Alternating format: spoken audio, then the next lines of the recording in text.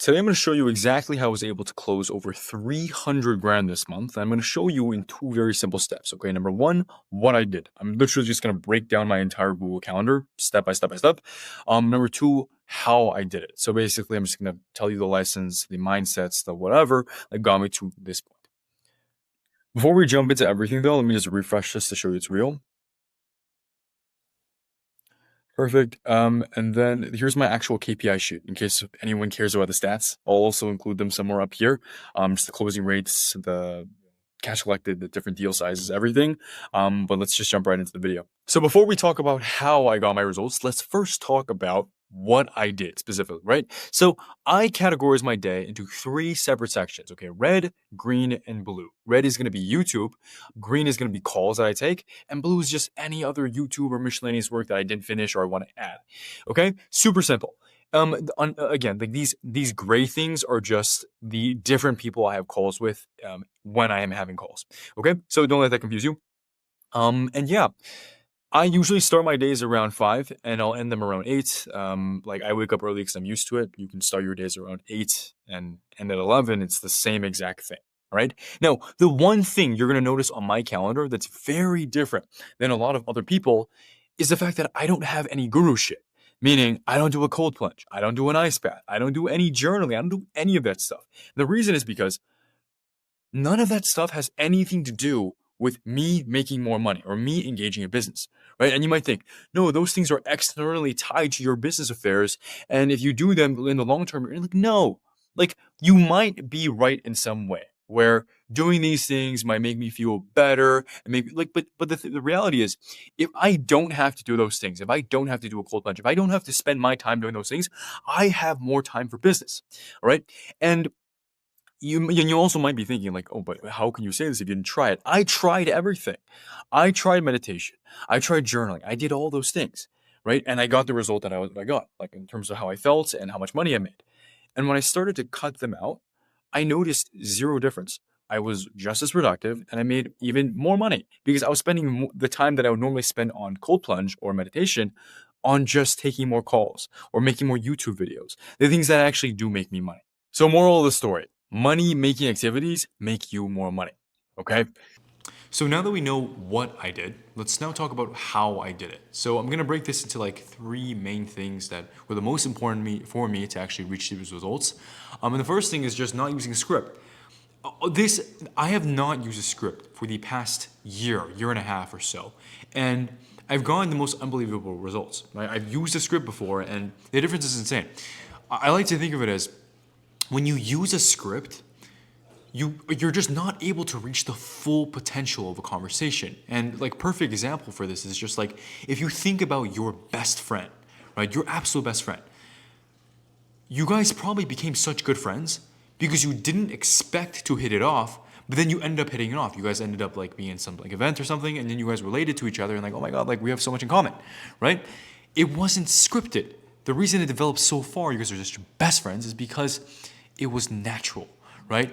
And I see sales calls are the same way. Like sales calls, your best closes, you have some sort of connection to the customer, right? Something a little bit different than your normal sales calls. And if this interaction is scripted, it's just it makes it so hard to have these genuine conversations with your customers when it's a scripted conversation. And I remember back when I was closing with a script, because that happened before, I wasn't doing as well because I would notice that whenever the prospect would give me something that wasn't on the script, right? They would ask me a question, that was completely off script. I didn't have the answer for it. I would just stumble. I would just be like, I would just panic, like fuck, because you become too reliant on the script. The script becomes a end all be all. It becomes this kind of like cheat sheet for you. And even if you're good at sales, using the script is going to make you depend on it and make your entire life easier to the point where if something that's off script comes up, you're going to get completely screwed. So I don't use a script. Now, I also want, if any of these things you're in sales and you want to implement, I'm also going to tell you how to actually implement them. So in terms of how to use scriptless selling, how to do scriptless selling, right? The best way to start is to change your perspective. See a script instead of just what to say. is a guideline. It's just a guideline for you. Just like in normal conversations, you know how we have formalities. You have to greet the person by saying, hey, how's it going? You know, my name is X and your name is? Oh, okay, very nice to meet you. Thank you. Like formalities, I see it as the same way scripts are in selling. And the difference between someone who's good at sales and amazing at sales is that they're able to take those formalities, that script, and they're able to bend it to what works the absolute best for them. So use your script as a guideline. But what's going to happen once you start doing scriptless selling is you're going to stumble, right? You're going to have sales calls where you fuck up. And this is perfect because these are all opportunities for you to think as to what you could have said better. Okay? A perfect example is like if you're on a date with a girl or a guy, right? If they don't text you back after the date, instead of saying, they were no good for me anyway, think, why were they so turned off by me? And when you find out the reason, you fix it. If it's actually something you can fix, you fix it. And that might be something that prevents the next person from leaving you. Same thing with a sales call, right? You fix that one thing that caused the sales call to go sour. And it might be the reason that you close them next time. So scriptless selling is basically just this over and over and over again, where you kind of just use the script as a guideline. You say what you want, you might mess up, and you just fix what you messed up on until you get it right. The other thing that I think really contributed to my success this month was just I am in an amazing offer where the person I sell for is very respectable, in his space. So this makes it so that like when I jump into the sales call, all I have to do is sell. I don't have to break the trust. Like for example, when I used to door to door, you not only have to sell them, but you also have to get them to trust you. Why are you knocking on my door? Like what makes you different than all the other people, the other 20 people who knock on my door? And then after that, you actually start selling. There's two different variables, right? With my offer, because of just how reputable it is, I don't have to break that trust, right? All I have to do is just sell. And this is a thing that happens in remote sales more so than a lot of other industries like door-to-door sales or anything else, is that when you have that perfect offer, things just become 10 times easier. Like imagine if you're in door-to-door sales or even if you're cold calling, whatever sales you're in. Imagine the prospect when you first start talking to them, they know who you are, they like you already, they trust you already, right? And all they need to learn about is just what your product is and why it makes sense for them. Imagine what your product is and why it makes sense for them is all you have to do. You don't have to get them to trust you. How much easier would it be? So much easier, right? And what I've noticed actually throughout the years, just through all the clients I've worked with and all the other salespeople I've seen is like bad salespeople on good offers actually do better than good salespeople on bad offers. The perfect example I can give is one of my clients, James. When he came to me, he was actually solid at sales. He was not bad at all. In fact, he had the discovery part down, like maybe a few objection things he had to fix, but aside from that, he was generally okay. And he had told me that he had always struggled with sales, and he was always just like, how do we do a role plays? What can I do better on this objection? And I was like, dude, you're handling these actually not bad. Like you should be making more than $3,000 per month. So I don't understand. But things when I actually looked deep into his offer, it was horrible. Like the reps were all bad. The sales manager was not lenient at all, meaning that if James asked them to like change something, or like he would just not be flexible. You have to do things our way is basically what happened. And when I realized this, I told him, I was like, bro, like you have to change offers or at least add another one and see the difference. And whichever one is better, you stick with, right?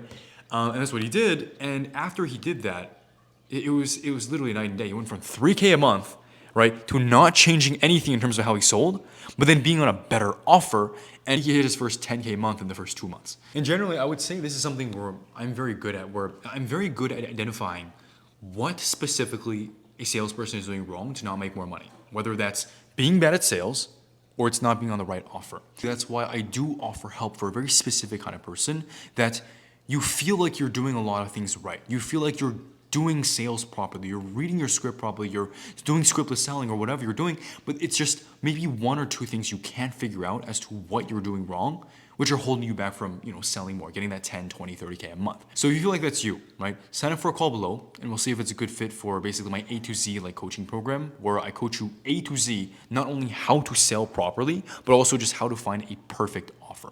Now, the very last thing is I'm willing to give up a sale if it doesn't make sense for the customer. Basically, it just means I genuinely just care and I do want to help them, And you might have heard this before, but it's so fucking true. if you actually believe it, if you actually try your house to help your customer, and you don't just kind of understand it in the back of your head, but you don't actually practice it. If you actually understand this, it's going to help you so much. It's going to help you so much just because if your goal is to help your customer, you always know what to say. You always have the right answer for the specific objection. You always do tonality shifts. You change your emotion naturally, right? And why is that? It's because I can give you a perfect example. Imagine your friend. We've all had that one friend that was fucking up their life, right? Maybe they're taking drugs, they're doing bad in school, disrespecting their parents, whatever, right? But you knew deep down they were a good person. And what you do is you probably ended up planning some sort of talk with them, right? Some sort of thing where it's like some sort of intervention. When you had that call or you had that talk with them, think about how that went down. You sat down with them, you guys talk about what's going on, and you ask all the right questions. You change your tonality. You do all these. You bring on emotion. And in the end, what actually happened? Think about it. They were probably like, "Damn, bro, you're right. What do you think I can do better?" Right? And you might not have realized at the time, but you actually closed your friend on your belief.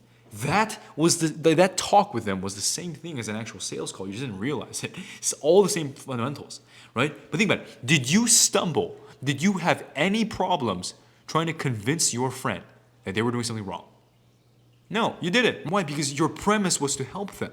And when you have a very clear premise and it is to help someone, everything just flows. So all you need to understand is like if you can apply that to your sales calls, right? That's not scripted selling. That's actually just helping people. You're going to close 10 times more.